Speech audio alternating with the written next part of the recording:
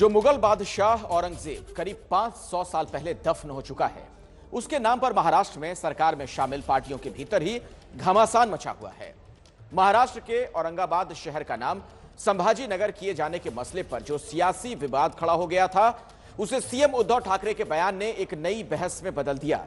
उद्धव ठाकरे का कहना है कि औरंगजेब सेक्युलर नहीं था।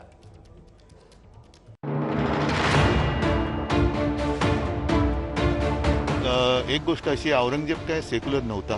नहीं, ऐसी गलती नहीं होनी चाहिए। हम उस मुद्दे पर ठाम है।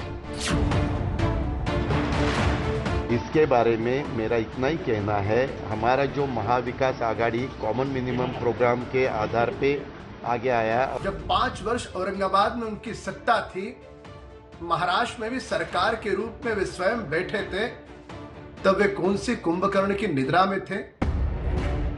औरंगाबाद का नाम बदलकर संभाजी नगर किए जाने के विवाद के बीच अब बहस ये छिड़ गई है कि जिस औरंगजेब के नाम पर औरंगाबाद का नाम पड़ा, वो सेक्युलर था या नहीं।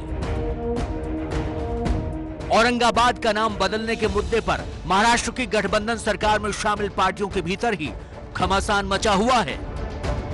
मुख्यमंत्री उद्धव ठाकरे ने ये कहकर एक नई बहस छेड़ दी है कि औरंगजेब हमारे संविधान में शामिल सेक्युलरिज्म की विचारधारा में फिट नहीं बैठता। नवीन काय केले? मी नवीन काय केले?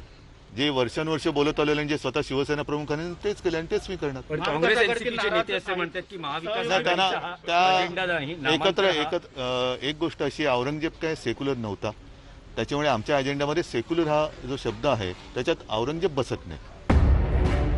मुख्यमंत्री उद्धव ठाकरे ने ये बात उस ट्वीट के बचाव में कही है जो कि उनके दफ्तर के आधिकारिक ट्विटर हैंडल से ट्वीट हुआ था और जिसमें औरंगाबाद को संभाजी नगर लिखा गया था।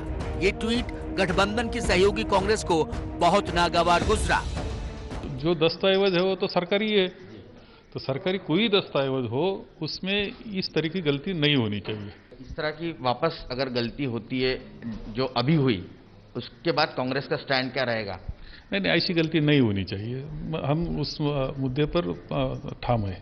इसके बारे में मेरा इतना ही कहना है, हमारा जो Mahavikas Aghadi common minimum programme के आधार पे आगे आया और पिछले 1 साल उसके बारे में काम कर रहा है, तो ये जो इशू है इसके बारे में हम बैठेंगे और बात करेंगे और अच्छी तरह से रास्ता निकालेंगे। तो औरंगाबाद का नाम बदलने की कोशिशों पर मचे विवाद के बीच महाराष्ट्र की गठबंधन सरकार के 2 बड़े दल कांग्रेस और एनसीपी शिवसेना को कॉमन मिनिमम प्रोग्राम की याद दिला रहे हैं। लेकिन अब उद्धव ठाकरे ने एक नई चर्चा छेड़ दी है कि औरंगजेब सेक्युलर नहीं था। दरअसल आम लोगों के बीच औरंगजेब की छवि हिंदुओं से नफरत करने वाले धार्मिक उन्माद से भरे कट्टरपंथी बादशाह की है, जिसने अपने राजनीतिक उद्देश्यों को पूरा करने के लिए अपने बड़े भाई दारा शिकोह को भी नहीं बख्शा। यही नहीं, औरंगजेब ने अपने बूढ़े पिता शाहजहां को उनके जीवन के आखिरी 7.5 साल तक आगरा के किले में कैदी बनाकर रखा। जवाहरलाल नेहरू ने भी अपनी चर्चित किताब डिस्कवरी ऑफ इंडिया में औरंगजेब को एक धर्मांध और पुरातन पंथी बादशाह के रूप में पेश किया। औरंगजेब अकबर के बाद दूसरा ऐसा मुगल बादशाह था जिसने करीब आधी सदी तक राज किया। औरंगजेब भारत पर राज्य करने वाला छठा मुगल शासक था। पहला मुगल बादशाह बाबर था, उसके बाद उसके बेटे हुमायूं ने राज किया। हुमायूं के बाद उसका बेटा अकबर बादशाह बना। अकबर के बाद बेटे जहांगीर ने राज किया। जहांगीर के बाद उसके बेटे शाहजहां को बादशाहत मिली और शाहजहां के बाद उसके बेटे औरंगजेब ने राज किया। शाहजहां ने औरंगजेब को दक्षिण भारत में मुगल साम्राज्य का विस्तार करने के लिए भेजा था। उसी के नाम पर औरंगाबाद शहर का नामकरण हुआ।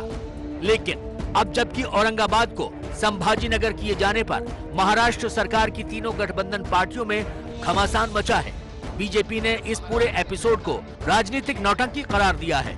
हम शिवसेना से पूछना चाहते हैं, ये उनकी नौटंकी है या दिल और जहन से वे इस बात को करना चाहते हैं?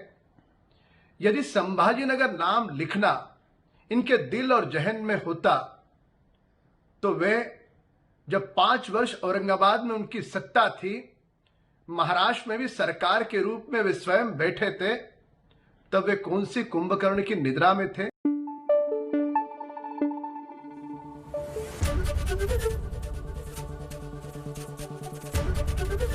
एबीपी न्यूज आपको रखे आगे।